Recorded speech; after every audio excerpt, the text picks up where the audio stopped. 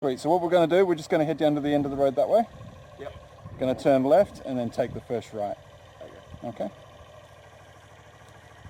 Now the bike's still warming up a little bit, so when you go to bring up the revs, just try to bring them up smoothly, rather than quickly, okay? If you bring it up quickly when it's still warming up, it might stall. You want me to put the left on?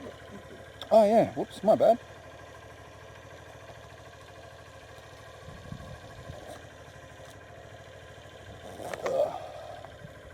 There we go.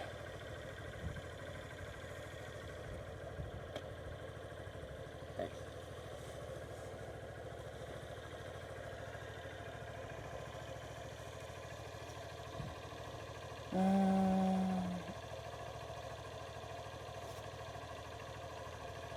How do you prepare for that bad weather? Huh. Hey? Just people are talking in the chat, talking about we're deciding whether it's not going to rain or not before, and then they're talking about how like certain places where they live, it's can be 4 seasons in one day, kind of like Albany. Yeah. All right, so when you're ready. So left at the very end of the street, and then first right-hand turn.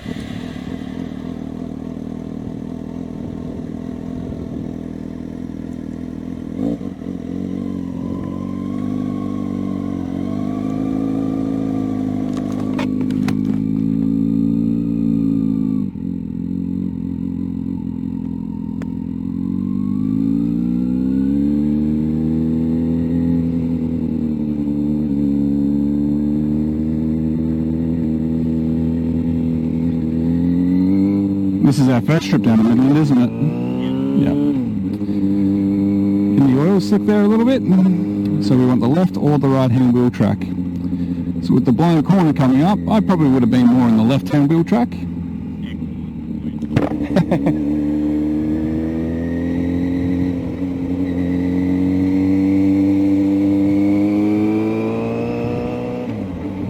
Oh, don't do it, bus driver.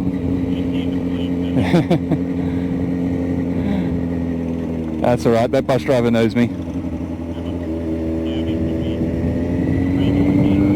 Oh no, I used to drive those Transperth buses.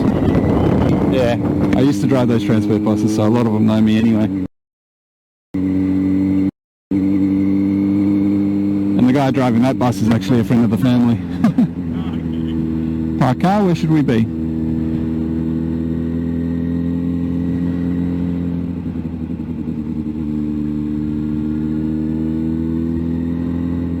Slick there. So when you're going around a bend, if you can't control your line, best to take the next one slower. We're going to turn right at the end here.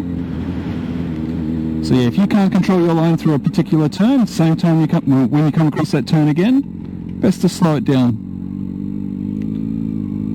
Or adjust the way that you're riding. Good to do like 110 along here. Not that that bike can, but yeah, at least get up to 80 if you want.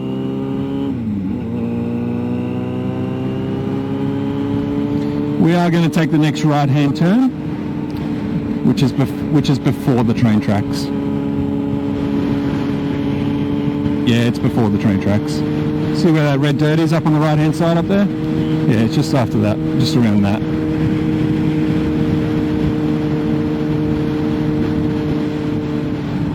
There we go, turning right just here. We're checking the side streets.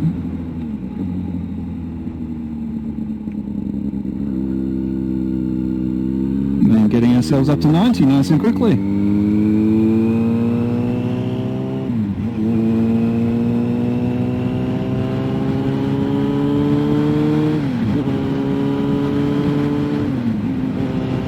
Excellent, good choice. Now with the truck that's coming, you might get hit by a big gust of wind, so yeah, be prepared for it. Duck your helmet down a little bit maybe. And we got nothing. Awesome.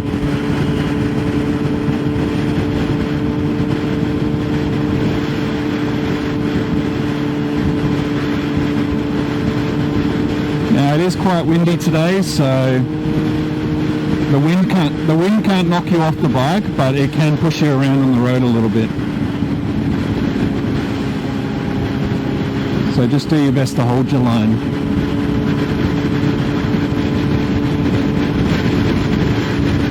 There we go, back to our right hand wheel track so we can be away from the tree line.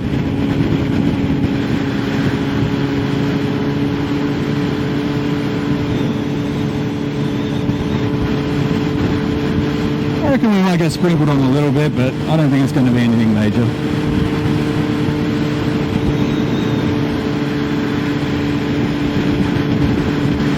End of the road, we're going to be turning left.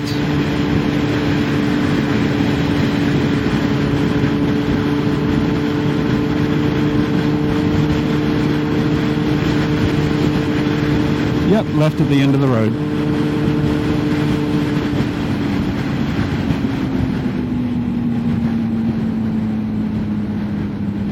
So make sure you use your brakes to slow down rather than your gears, if you can.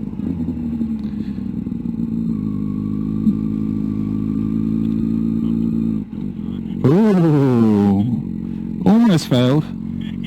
Almost failed. Alright, when you're ready. So a couple of problems there. Yep, one, not stopping in time for the stop sign really. And two, we didn't close the gap off on the curb when we took that left-hand turn. Three, we left our indicator on past the next side street, so that would have been an instant fail. All good though. Yeah, when you're turning left at the end of an intersection, close that gap off on the curb ball.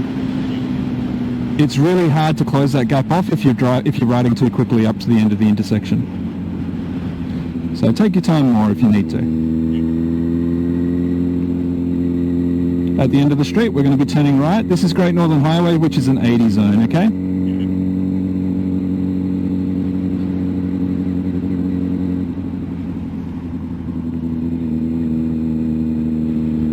They're putting in a massive roundabout up here.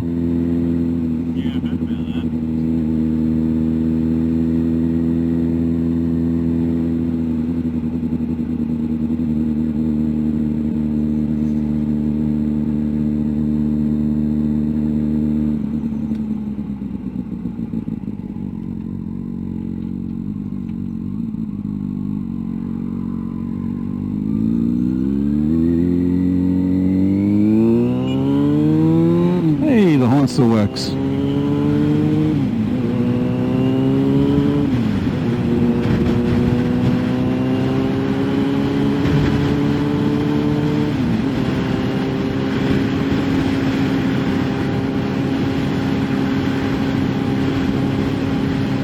Just slow it down to 60 because we probably should be doing 63 here.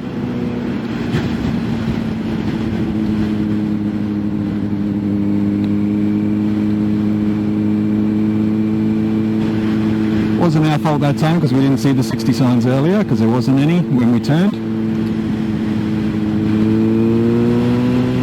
They're not always there. They take